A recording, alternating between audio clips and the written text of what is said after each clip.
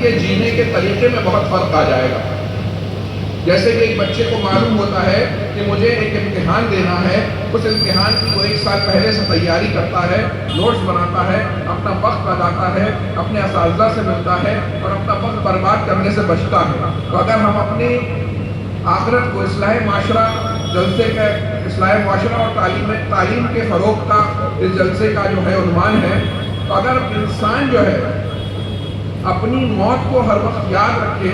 اور موت کو یاد رکھنے سے جو ہے سب سے بڑی اصلاح معاشرہ ہوگی۔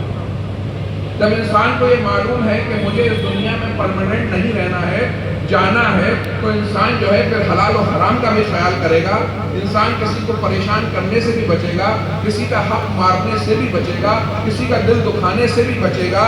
اور زمانے میں فساد پھیلانے سے بھی بچے گا، کیونکہ اس کو معلوم ہے کہ میری زندگی میں جو آخری وقت ہے مجھے بہرحال یہاں سے جانا ہے، اور میرے ساتھی جو ہیں مجھے قبر کے حوالے کرائیں گے۔ اعلیٰ حضرت کیا فرماتے ہیں کہ ہائے غافل وہ کیا جگہ ہے جہاں 5 جاتے ہیں 4 پھرتے ہیں۔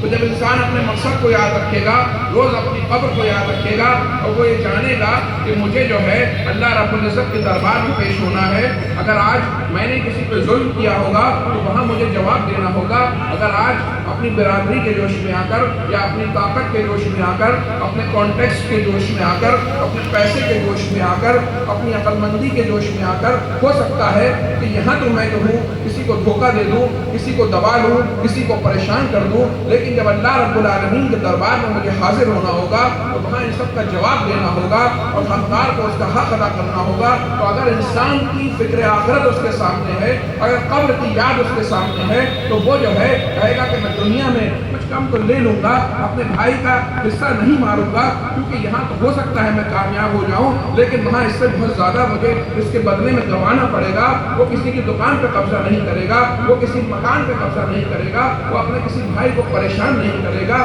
وہ کسی عورت کو بلیک میل نہیں کرے گا، وہ ماں باپ کا دل نہیں دکھائے گا، وہ بزنس پارٹنر کو دھوکہ نہیں دے گا، وہ حرام کمائی سے بچے گا اور حلال کمائی کھلائے گا، اپنے بچوں کو حلال رزق دے گا، اپنے بچوں کو دینی تعلیم دے گا، اپنی کمیونٹی کو مضبوط کرنے کی کوشش کرے گا، خدمت خلق کی کوشش کرے گا، ہر وہ کوشش کرے گا جس کے ذریعے وہ آخرت میں کامیاب ہو جائے، اس کے قبر کی منزلیں آسان ہو جائیں، اس کی زندگی کا مقصد پورا ہو جائے۔ تو عقل مند آدمی وہی ہے جو وقت رہتے ہوئے تیاری کر لے۔ آپ دیکھیے ہر دن کے ساتھ زندگی کا ایک دن کم ہوتا چلا جا رہا ہے، سانسیں جو ہیں وہ کم ہوتی چلی جا رہی ہیں، اور ہم اپنی منزل کی طرف بڑھتے ہوئے جا رہے ہیں، اور ہم کتنا بھی بچنا چاہیں ہم اس چیز سے بچ نہیں سکتے کہ جس کو موت کہا جاتا ہے۔ لوگ موت سے بھاگنے کی کوشش کرتے ہیں جبکہ اس سے بھاگا نہیں جا سکتا۔ تو بہتر یہ ہے کہ اس کی تیاری کی جائے، روز کچھ نہ کچھ توشہ آخرت اکٹھا کیا جائے، تاکہ ہم اپنے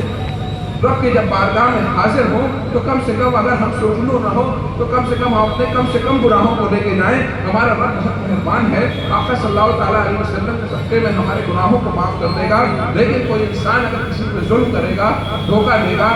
حلال و حرام کا فرق نہیں کرے گا، تو تعلیمات اسلامی کا کتنا خلاف ہوگا۔ تو حضرات گرامی، وقت دے دیا گیا ہے تو اس کا بڑا خیال رکھنا ہے حضور رفیق ملت کی موجودگی میں۔ حضرات گرامی، عقل مند لوگ وہی ہیں جو اپنی آخرت کی فکر کرتے ہیں۔ تو میں تمام اپنے اہل سنت بھائیوں سے یہ عرض کروں گا کہ عقل مند وہی ہیں، عقل مند وہ نہیں ہے کہ جس نے کسی سے جھوٹ بول کر کوئی چیز حاصل کر لی، کسی کو دھوکہ دے دیا، کسی کی چیز پر قبضہ کر لیا، کسی کو بدنام کر دیا، کسی سے کے خلاف جھوٹی گواہی دے دی، بلکہ عقل مند وہ ہے جو اپنے مشن کی طرف کام کرتا ہے۔ تو حضرات گرامی، اگر ہم اپنی موت کو یاد رکھیں گے تو یقین مانیے اصلاح معاشرہ کا سب سے بڑا قدم یہ ہے، اپنے آپ معاشرے کی اصلاح ہوتی چلی جائے گی، کیونکہ جب موت کی کیفیت ہوتی ہے، جب انسان موت کو یاد کرتا رہتا ہے۔ ابھی پچھلے 1 مہینے میں نہ جانے کتنے جوان برکاتی بھائی اس دنیا کو جو ہے خیر آباد کہہ گئے۔ ہمارے ایک عرفان بھائی تھے، میرے ہم عمر تھے، ابھی ڈاکٹر قاسم سیفی صاحب تھے، ابھی ایک ہمارے اہلیہ کے رشتہ داری میں ایک بچہ تھا، رات کو سویا اور صبح جو ہے وہ اٹھا نہیں۔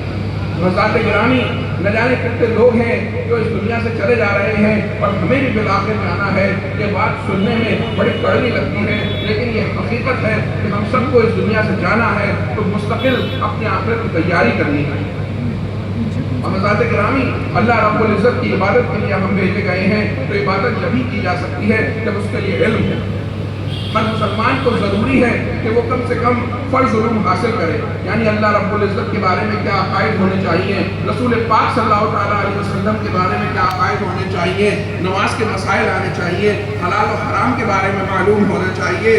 حج و زکوٰۃ کے مسئلے معلوم ہونا چاہیے، ضروری دینی باتیں معلوم ہونا چاہیے۔ ہمارا یہ عالم ہے کہ ہم اپنی پوری زندگی گزار جاتے ہیں، ہمیں نہ نماز کے مسائل آتے ہیں، نہ روزوں کے مسائل آتے ہیں، نہ حلال و حرام کے بارے میں پتہ ہوتا ہے، اور ایسے ہی زندگی گزار کے چلے جاتے ہیں۔ تو بتائیے کوئی انسان جو ہے جب وہ اپنی زندگی میں کوئی مسائل ہی نہیں سیکھ سکا، علم ہی نہیں حاصل کر سکا، اور ایسے ہی جو ہے ایک دنیا سے رخصت ہو گیا، تو وہ کتنے بڑے گھاٹے میں ہے۔